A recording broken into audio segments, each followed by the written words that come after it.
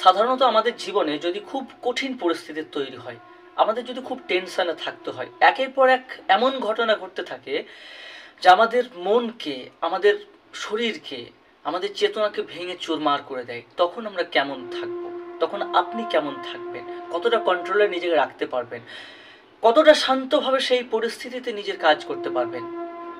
নিশ্চয়ই খুব কঠিন বিষয় আমাদের পক্ষে সেটা করার। কিন্তু পৃথিবীতে এমন বহু মানুষ ছিলেন যারা আমাদের এই পরিস্থিতি থেকে আরও আরও বহু কঠিন পরিস্থিতি থেকেও তারা তাদের যে সৃজনশীলতা, তাদের কাজ চালিয়ে গেছিলেন এবং তারা বিশ্বে প্রতিষ্ঠিত হয়েছেন মহান মানুষ রূপে তাদের সৃষ্টির দ্বারা। তেমন একজন মানুষ সম্পর্কে আজকে জানবো। ইংরেজি সাহিত্যের বিখ্যাত কবি ছিলেন জন কিটস। একটা সময় কিটসের শরীরে যক্ষা রোগের বাসা বাঁধে। সেই যক্ষা রোগের সময়কালে আরও বহু ঘটনা আছে কিটসের জীবনে যা আমাদের চোখে জল নিয়ে আসতে পারে। সেই সমস্ত ঘটনা বলবো, তো মূলত একটি ঘটনা দিয়ে শুরু করব যে সেই যক্ষা রোগ শরীরে যখন বাসা বেঁধেছে কিটসের, তখন তিনি কিটসের সঙ্গে একটি তরুণী পরিচয় হয়, প্রেমের সম্পর্ক গড়ে ওঠে, যার নাম হলো ফ্যানি ব্রাউন। কিন্তু ফ্যানি ব্রাউন ছিলেন খুব ধনী পরিবারের মেয়ে, যে কারণে কিটসের পক্ষে তাকে পেয়ে ওঠা কোনোদিন সম্ভব হবে না বা হয়ে ওঠে নি। শেষের জীবনে কিছুদিন তাকে সে পেয়েছিল, সে বিষয়ে আমরা জানবো। কিন্তু তাকে যে অদম্য চাওয়া, অথচ সে পাচ্ছে না, সেই দুঃখ, সেই বেদনা থেকে যে কবিতাগুলি কিটস লিখেছিল, সেই কবিতাগুলি ইংরেজি সাহিত্যের মণিমুক্তের মতন পরে জল করেছিল এবং এখনও করছে। আজকে জানবো ইংরেজি সাহিত্যের বিখ্যাত সেই কবি জন কিটসের জীবন সম্পর্কে। 1795 খ্রিস্টাব্দে কিটসের জন্ম হয়। কিটসের বাবা একটি ঘোড়ার আস্তাবলে কাজ করতেন।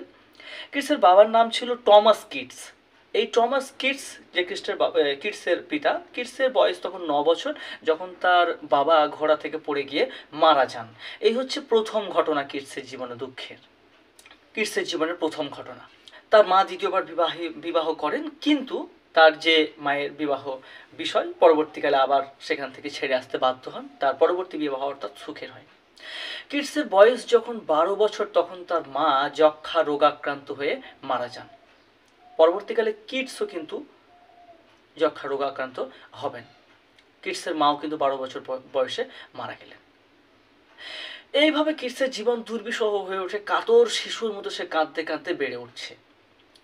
পরবর্তীকালে সে ডাক্তারিতে ভর্তি হয়, যে মেডিকেল লাইনে পড়াশোনা করার জন্য। কিন্তু তার অন্তঃস্থল থেকে কবিতা যেন তাকে টেনে নিয়ে আসছে সেই মেডিকেল লাইন থেকে। একটা সময় গিয়ে ডাক্তারি পড়াশোনা ছেড়ে দেন এবং কবিতা লিখতে শুরু করেন, সাহিত্য রচনা করতে শুরু করেন। সাহিত্য রচনা করতে গিয়ে তার সঙ্গে পরিচয় হয় তখনকার বিখ্যাত কবি লে হান্টের সঙ্গে। লে হান্ট ছিলেন প্রতিবাদী কবি। লে হান্টের সঙ্গে পরিচিত হয় এবং লে হান্টের পত্রিকাতে তিনি নিয়মিত লেখালেখি করতে থাকেন এবং সেই লেখালেখি করতে গিয়ে পরিচিত হয় তার সঙ্গে তৎকালীন আরও একজন বিখ্যাত কবি, যার নাম শেলির সঙ্গে পরিচিত হয়। শেলির বিষয়ে আমরা পরবর্তী কোনো ভিডিওতে, পরবর্তী কোনো বিষয়ে আলোচনা করব, পরবর্তী কোনো দিন শেলি বিষয়ে জানবো। আজকের বিষয় আমাদের হলো জন কিটস। কিটস লন্ডন ছেড়ে, তখন তিনি লন্ডনে বসবাস করছিলেন। লন্ডন থেকে তিনি তার 2 ভাইকে নিয়ে, মা বাবা তো মারা গেছেন, 2 ভাইকে নিয়ে চলে এলেন হ্যামস্টেডে এবং সেখানে হ্যামস্টেডে থাকতে শুরু করলেন এবং লেখালেখির কাজ তার চলছে সেই মুহূর্তেও। এখন এই হ্যামস্টেডে থাকাকালীন কিটসের প্রথম কাব্যগ্রন্থটি প্রকাশিত হয়। কিন্তু মজার বিষয়, তার কাব্যগ্রন্থ কেউ পড়তে চায় না, কেউ তার মূল্য দিতে চায় না, কোনো প্রকাশক চায় না, কোনো প্রকাশকের কোনো আগ্রহ নেই। অথচ উল্টে তার যে কাব্যগ্রন্থ, সেই নিয়ে তুমুল চর্চা, সমালোচনা, যের মধ্যে কি আছে লেখা, কি এমন, কি বাজে ধরনের লেখা, এই ধরনের বিভিন্ন মতবাদ, বিভিন্ন বিষয় কিন্তু উঠে আসছে কিটসের লেখা থেকে। On first looking into Chapman's হোমারের মতো লেখা তিনি লিখলেন, কিন্তু লেখার কোনো মূল্য তিনি পেলেন না। তখনও কিন্তু সমালোচনার সেই শীর্ষে অবস্থান করছে কিটসের জীবন। তখনও কিটসের কোনো মূল্যই নেই। এইরকম লেখার পরেও কিটসকে কিন্তু কোনো দাম দিচ্ছে না সমাজ, না মানুষ, না সাহিত্যিকরা। কিটসের শরীরে তখন যক্ষা রোগ বাসা বেঁধেছে। সে সময় কিটসের একজন বন্ধু ছিলেন, খুব ঘনিষ্ঠ, খুব কাছের বন্ধু, যার নাম হলো ব্রাউন। এই ব্রাউন তাকে নিয়ে দেশে বিদেশে ঘুরতে যায় এবং দেশে বিদেশে বহু জায়গায় ঘুরেছে। তিনি লিখলেন এন্ডাইমিয়ন। কিন্তু এই এন্ডাইমিয়ন যে বিখ্যাত লেখা, সেই লেখা দ্বারাও কিন্তু কিটসের কোনো পরিচিত হলো না। এই লেখা দ্বারাও কিটস কিন্তু কোনো দাম পেল না সমাজে বা সাহিত্যিক মহলে। এইভাবে চলতে থাকে জীবন। কিন্তু মজার বিষয় যে কিটস কিন্তু লেখা কিন্তু কোনো মতেই ছেড়ে দিচ্ছে না, সে কিন্তু লিখতেই থাকছে। যক্ষা রোগের আক্রমণ কিটসকে ধীরে ধীরে সেই মৃত্যুর দিকে এগিয়ে নিয়ে যাচ্ছে। কিটস লিখতেও থাকছে, কিন্তু তার পাশে কিন্তু তার বন্ধু সবসময় আছে। এমতো পরিস্থিতিতে তার ছোট ভাই টমাসেরও মৃত্যু হয় যক্ষা রোগ আক্রান্ত হয়ে। কিটস আরও ভেঙে পড়েন, আরও জীবন তার অতিষ্ঠ হয়ে ওঠে। এই রকম দুঃখের পরিস্থিতির মধ্যে একটা সময় গিয়ে কিটসের সঙ্গে পরিচিত হয় সেই সুন্দরী তরুণী ফ্যানি ব্রাউনের সঙ্গে। ফ্যানি ব্রাউনের সঙ্গে তার সম্পর্ক গড়ে ওঠে। কিন্তু প্রথমেই বলেছি যে তার যে ফ্যানি ব্রাউন ছিলেন ধনী পরিবারের কন্যা, অন্যদিকে কিটস ছিলেন সামান্য লেখালেখি করে উপার্জনের চেষ্টা করছেন, কোনো রকমে তার সংসার চলছে। এরকম পরিস্থিতির মধ্যে সে তার লেখা জারি আছে, লেখা চলছে। সে কারণে ফ্যানি ব্রাউনকে পাওয়ার সে অদম্য বাসনা সে চেপে রেখে কিন্তু লিখছে সেই বেদনা থেকে। অন্যদিকে শরীরে বাসা বেঁধেছে তার যক্ষারও। এভাবে কিটসের জীবন বয়ে চলেছে। একটা সময় গিয়ে কিটস বুঝতে পারলো যে না, ফ্যানি ব্রাউনকে তার পক্ষে পাওয়া সম্ভব নয়। ফ্যানিও বুঝতে পারলেন বা বুঝে নিলেন যে ঠিক আছে, কিটসের সঙ্গে তার যে পরিণয় সূত্রে আবদ্ধ হওয়ার সম্ভাবনা খুব কম। সুতরাং ফ্যানিও অন্য কারোর সঙ্গে ঝুঁকে যেতে শুরু করলেন। কিটসের জীবন আরও কষ্টের হয়ে উঠল। কিন্তু কিটস কিন্তু লিখে যাচ্ছে, এই সমস্ত বিষয়গুলোকে ব্যাপক হারে তিনি উপস্থাপনা করছে তার কবিতার মধ্যে দিয়ে, যেগুলি ডায়মন্ডের মতন ঝকঝক করবে ভবিষ্যতের সাহিত্যের, ইংরেজি সাহিত্যের বিশ্বে। 1820 সালের সময়কাল। কিটসের শরীরে তখন ব্যাপক হারে যক্ষার আক্রান্ত। কিটসের আর কতদিন বেঁচে থাকবে তাই সন্দেহ।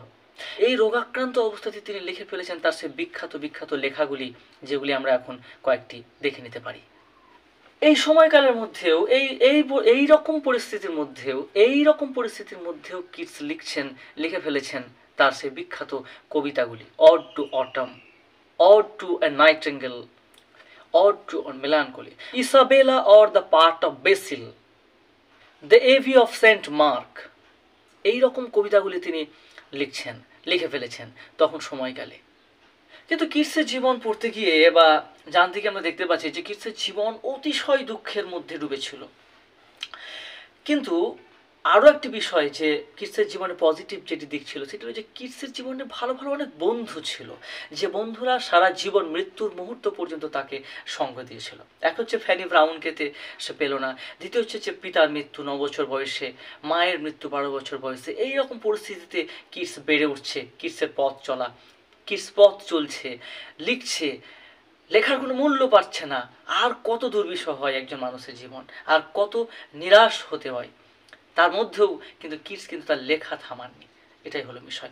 1820 সাল আরও কঠিন সময় কিটসের জীবনে। আস্তে আস্তে তিনি মৃত্যুর দিকে এগিয়ে যাচ্ছেন। এই সময়কালে তার যারা সুহৃদ, খুবই কাছের বন্ধু ছিল, তারা বিবেচনা করলো যে এই রকম পরিস্থিতিতে কিটসকে সামান্য কিছুটাও যদি বাঁচানো যায়, কিছুটাও যদি তার রোগ থেকে তাকে নিরোগ করা যায় কিছুদিনের জন্য, তার জন্য দুটো জিনিস দরকার। এক হলো তার যে প্রেমিকা ফ্যানি ব্রাউনের উষ্ণ সান্নিধ্য, দ্বিতীয়ত হাওয়া বদলানোর জন্য তাকে ইতালিতে নিয়ে যাওয়া। যেমন ভাবা তেমনি কাজ, তাকে নিয়ে যাওয়া হলো ফ্যানি ব্রাউনের বাড়িতে। সেখানে কিটস 1 মাস ছিলেন তার প্রেমিকার সান্নিধ্যে, এবং সেই সময়টাই ছিল তার জীবনের সবচেয়ে আনন্দের সময়। কিটসের জীবনে তার জীবনের শেষ সময়। তারপরে তাকে ফ্যানি ব্রাউন থেকে নিয়ে যাওয়া হয় ইটালিতে নিয়ে যাওয়ার পরে কিটসের বন্ধু ছিলেন তার কাছে সব সময়, যে সুহৃদ বন্ধু ছিলেন তার নাম হলো সেভার্ন। সেই সেভার্ন কিটসের সব সময় সেবা করতেন এবং তার সঙ্গে থাকতেন। কিটস একটা সময় সেভার্নকে বললেন যে আমাকে বাঁচাবার চেষ্টা করলে তুমি নিজেই মারা যাবে, আমাকে বাঁচাবার চেষ্টা করো না, তুমি চলে যাও। কিন্তু সেভার্ন কিন্তু কিটসের কথা শোনেননি। কিটসের জীবনের শেষ মুহূর্ত পর্যন্ত সেভার্ন তার প্রিয় বন্ধু তার সঙ্গে ছিলেন। এই ছিল ইংরেজি সাহিত্যের বিখ্যাত কবি জন কিটসের জীবন। আমরা কবিতা পড়ে খুব ভালো লাগে বা মহান মানুষদের জীবন পড়তে, গল্প শুনতে খুব ভালো লাগে, কিন্তু তাদের জীবনের পশ্চাতে যা বহু ঘটনা থাকে যা তাদের দিনের পর দিন পুড়িয়ে ছাই করে দেয়, সেই পুড়তে তারা কিন্তু সৃষ্টি করেন তাদের সেই আগুনের মতন জ্বলন্ত সৃষ্টিগুলিকে তারা করে গেছেন। তাই এপিজে আব্দুল কালামের সেই বাণী এক্ষেত্রে খুব প্রযোজ্য যে যদি তুমি নিজে সূর্যের মতন হতে চাও, তাহলে প্রথমে নিজেকে আগে সূর্যের মতন দহন করো, অর্থাৎ পুড়িয়ে ফেলো, তারপরে তুমি সূর্যের মতন জ্বলজ্বল করবে। তাই কিডসের জীবনও ছিল সেই সূর্যের মতন, যে পুড়তে পুড়তে পুড়তে পুড়তে একটা সময় আকাশের সূর্যের মতন জ্বলজ্বল করছে তার সাহিত্যের দ্বারা, তার সৃষ্টির দ্বারা, তার সাধনার দ্বারা। তাই কোনো কিছুই যতই মানে অসম্ভব কষ্ট বা অসম্ভব পরিস্থিতি তৈরি হোক না কেন, আমরা যদি আমাদের কাজ, আমাদের যে ভালো লাগার জিনিস, সেগুলোকে চালিয়ে যেতে পারি নিষ্ঠার সঙ্গে, পরিশ্রমের সঙ্গে, তাহলে নিশ্চয়ই একদিন আমরাও সূর্যের মতন জ্বলজ্বল করব। ধন্যবাদ, ভালো থাকবেন। দেখা হচ্ছে পরবর্তী ভিডিওতে পরবর্তী কোনো বিষয় নিয়ে।